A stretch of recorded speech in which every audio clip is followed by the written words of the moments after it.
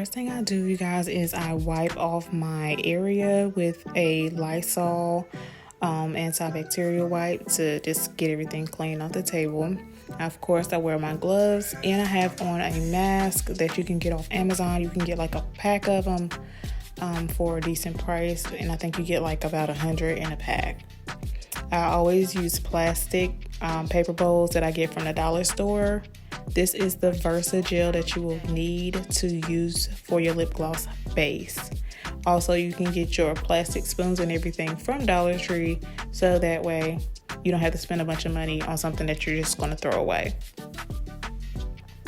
Add the amount that you need for your lip gloss. So you'll probably need way more than this. Depends on how many tubes you're going to be making.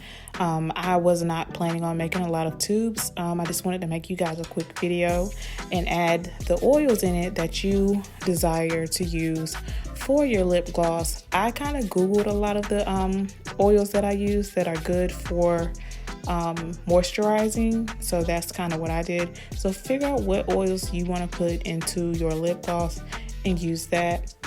I don't really have a particular measurement when it comes down to my lip gloss. I just look for a certain consistency when it comes down to the texture and the thickness of my lip gloss.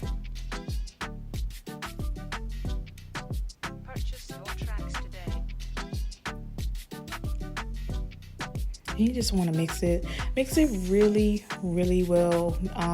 Try not to make it too thin, because if you make it too thin, your color will sink to the bottom. I've had that problem in the past because I did not know that I was adding too much oil, and so my oil and my color was starting to separate from each other, and my color would sink to the bottom of my lip gloss. So it's kind of a trial and error, but you'll get it figured out.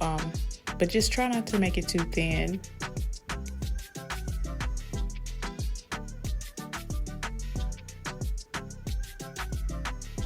Ooh, see, this is the consistency I like. If people ask me to make it thinner, I make it thinner. If somebody asks to make it thicker, I will make it thicker. But this is usually what I'm looking for. Sometimes I do make it a little thicker than that whenever it goes into the squeeze tubes, just because it comes out nicer.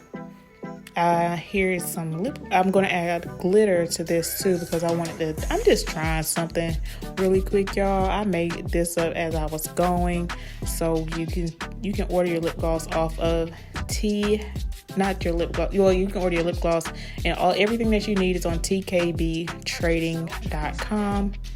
And the color, I think I got that off of, you can order stuff off Amazon too. So it just depends on which area you feel like looking and how long you wanna wait for your product to come in. And just mix it really good. Mix it really good. You do not have to use all this glitter. Like I said, I was just trying something because sometimes glitter, like a lot of people don't like the feel of glitter on their lips. Like me, sometimes I don't like it, sometimes I do. It just depends on how it looks. But I just love the way glitter looks. So that's kind of why I wanted a lot of glitter.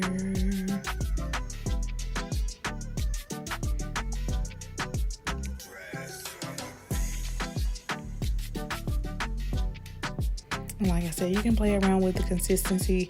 If it's too thick, you can add more oils. If it's too thin, you can add more Versa gel to get it thicker. I like it like this because it's easier for me to pour it into my syringe whenever it's time. And of course, you gotta add some Flava, baby.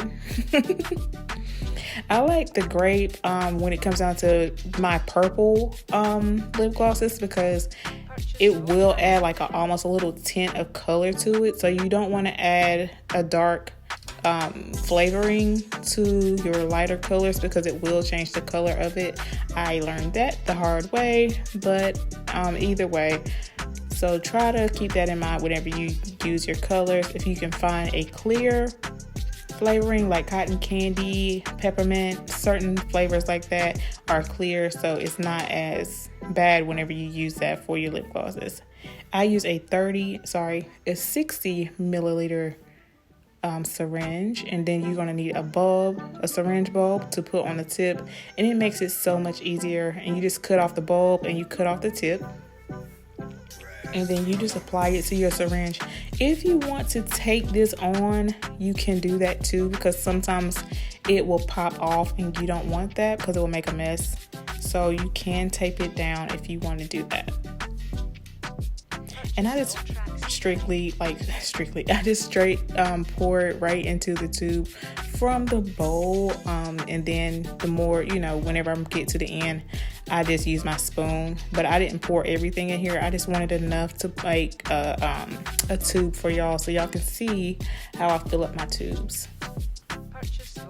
And when you're putting that end on there, do not point it anywhere in your house or wherever you are, because you will have lip gloss on everything. So I flip mine up so that so that everything can kind of lean back whenever I'm pushing the syringe up, because if you don't, then that lip gloss is going to be on everything. And get your tubes, and then you just start filling up your tubes. And like I said, if you want to tape it down, tape your syringe bulb down to your syringe, it'll probably be a lot easier, especially if you're filling up a lot of tubes. I'm just going to do one for right now. And then I bought some little bowls, like storage bowls from Dollar Tree for $1. I bought the really small ones, the smallest ones that they have, and any extra that I have, I just put it in those bowls. And here, I'm going to show you guys what happens whenever you put too much, because that's how much lip gloss you really want right there. But whenever you put too much lip gloss in it, the wand will not go in properly. So you have to be careful with how much actual lip gloss you put into the tubes. That's why you see a lot of people not filling their tubes up all the way, because the lip gloss, the stopper, what I'm putting on now, will pop off.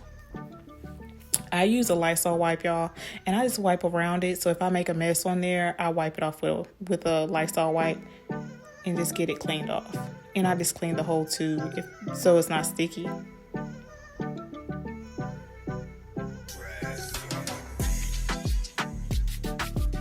And then you're gonna put your wand in there. And this is what I mean when you put too much lip gloss, your wand is gonna feel like it can't go in. So whenever you do it and you push it too hard, the stopper will pop out. See, it popped out. So what I do is I take the stick out with the stopper and I just wipe it off on my plate or my bowl. And all you need to do is wipe it off just a little bit. You don't need to remove a whole bunch out of it. And then it'll work. So I just stick it back in there, pop that stopper back on. I'm gonna wipe it back off again, because sometimes it makes a mess and you don't want that mess on there when you put your wand on there. And then it goes straight on in. See? Yes, celebrate. We ain't gonna sing because I don't want no problems.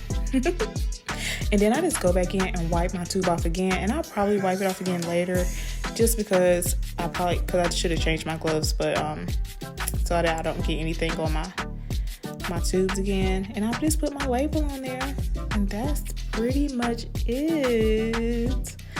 Yes. So here are a few other ones.